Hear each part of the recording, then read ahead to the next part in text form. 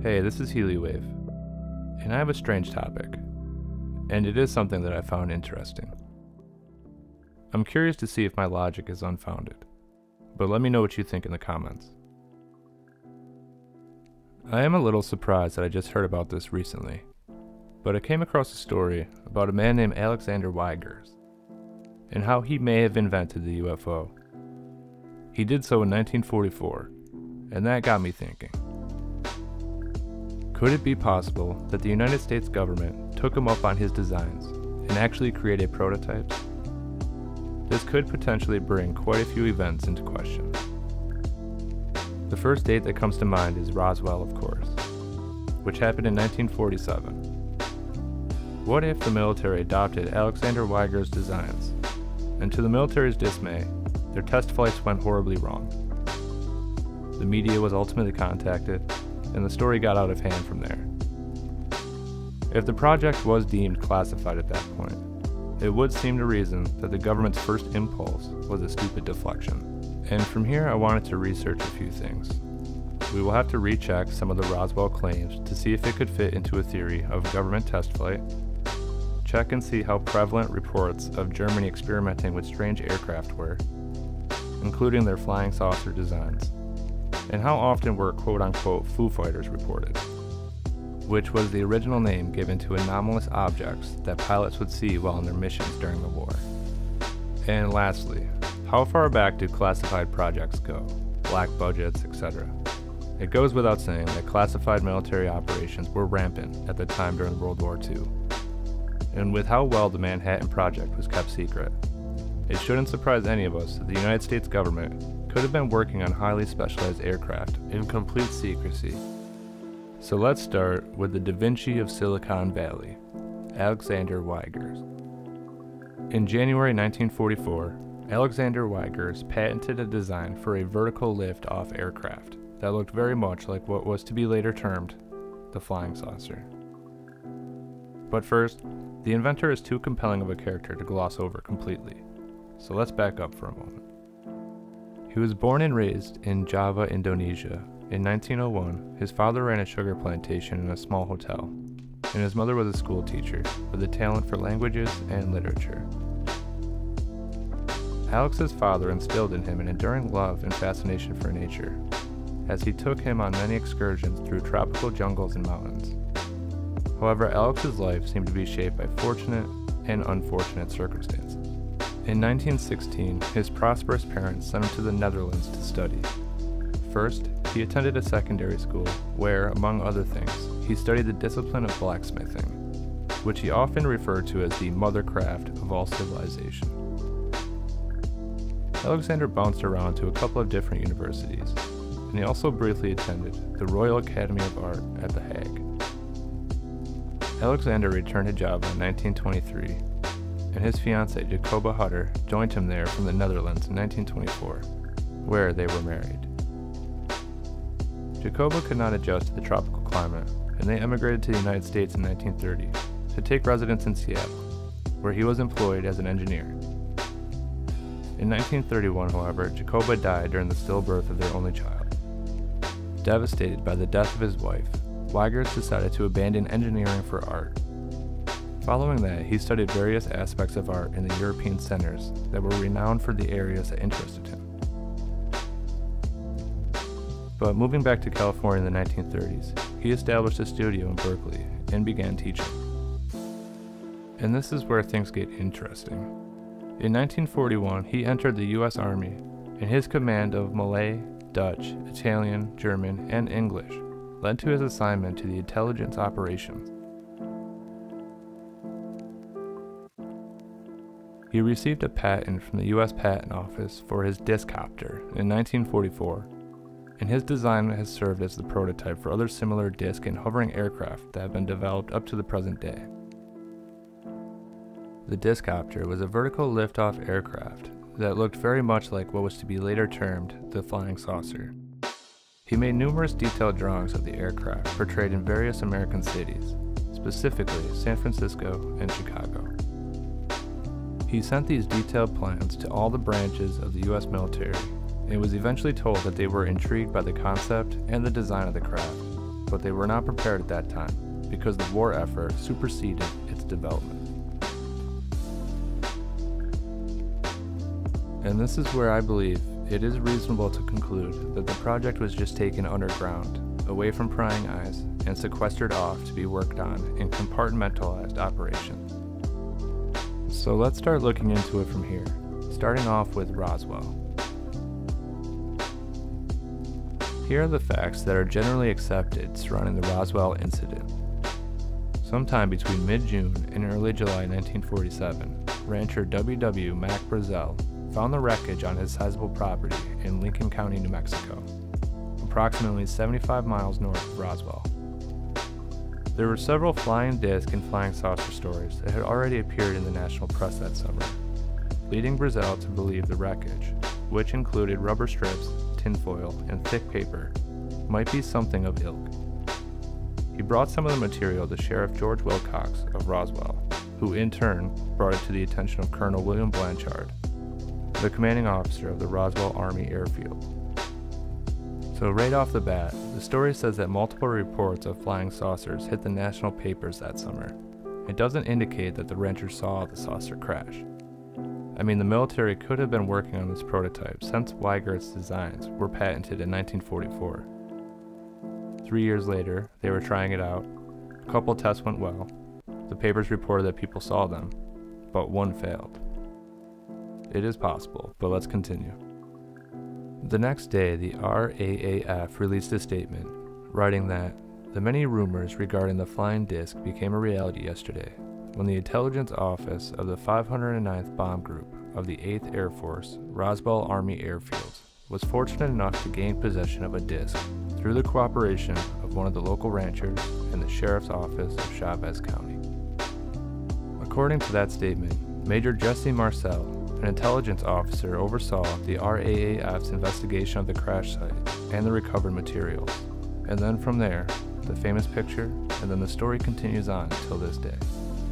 It still seems plausible to me that the government didn't want Russia and other nations to know what we were working on.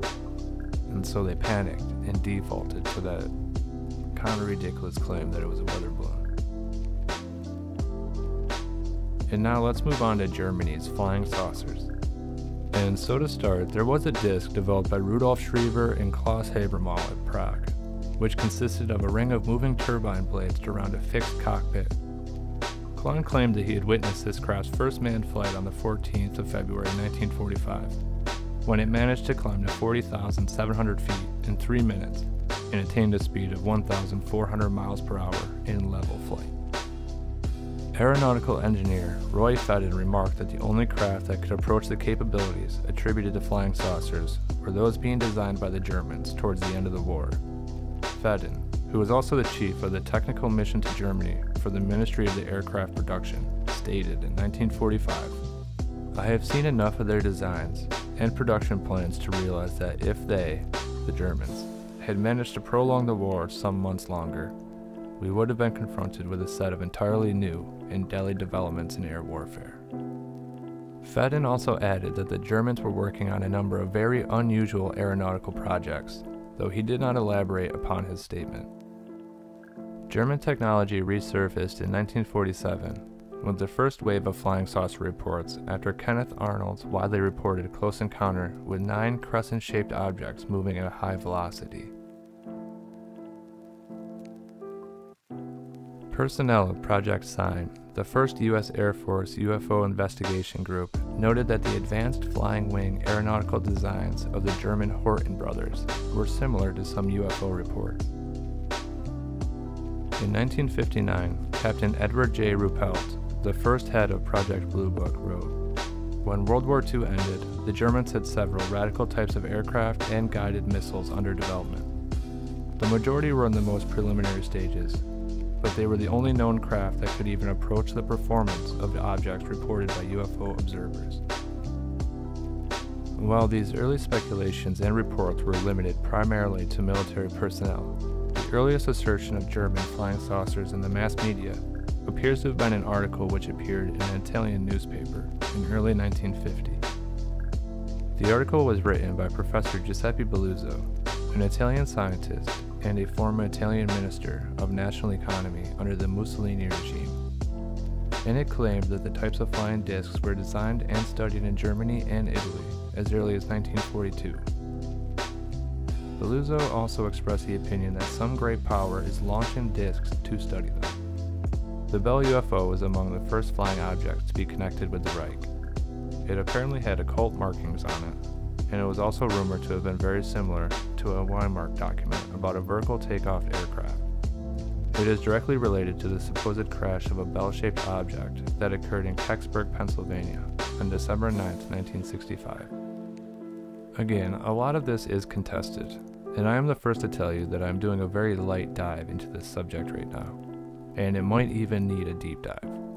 But it does appear that there was an arms race of sorts in regards to this sort of technology, and with the US patent being registered in 1944, well, the times do kind of align.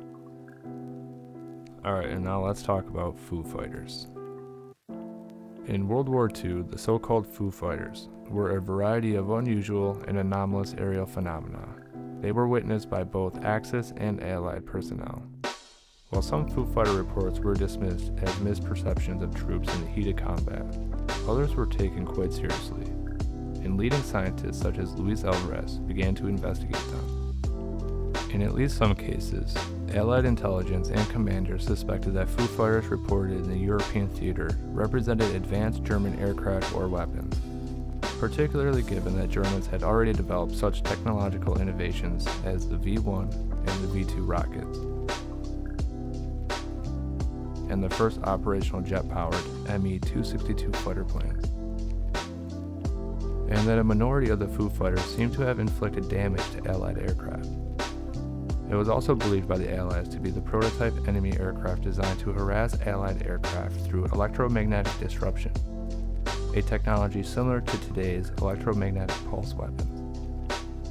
Alright, and moving on from there, let's talk about the black budget. In 2018, some newspapers reported that the Trump administration asked for $81.1 billion for the 2019 black budget. The request included $59.9 billion for the National Intelligence Program, covering non-military programs and activities.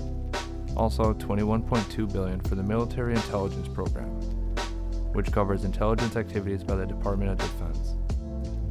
But more to the point of this video, this quote-unquote black budget was approved by the U.S. National Security Act of 1947, which also created the Central Intelligence Agency and the National Security Council, and it also reorganized some military bases with the help of the Defense Department. The National Security Act of 1947 was a law enacting major restructuring of the United States government's military and intelligence agencies following World War II. The act merged the Department of War, which was renamed as the Department of the Army, and the Department of the Navy into the National Military Establishment, which was headed by the Secretary of Defense. It also created the Department of the Air Force, which separated the Army Air Forces into its own service. It also protected the Marine Corps as an independent service under the Department of the Navy. It is interesting that all of these events fit together rather nicely. In 1941, Alexander Weyger begins working with the intelligence agency. In 1944, he patents his designs for the saucer-type craft, and the military claims it discontinues working on the project. Meanwhile, overseas, reports of strange, advanced crafts are being designed by distrusted nations, and they are being printed and picked up by foreign media. And then 3 years after that, the prototypes are quote-unquote shut down. A strange saucer-style craft crashes in Roswell, New Mexico, and later that year, the black budget is initiated for the first time. And interestingly, the Air Force is created at that same moment. So what do you think? Did Alexander Weyger actually invent the UFO? And was Roswell an actual experimental craft created by the United States? Or is this the response to the realization that we are not alone? Could this all have stemmed from Alexander Weyger's patent in 1944? And this all has just been the interpretation of a black budget program by the public for the last 70 years? I don't know. It's an interesting thought. But let me know what you think in the comments, and if you like the content, help me out and subscribe. If you'd like to see the channel grow, consider checking out the links below. And until next time, remember to challenge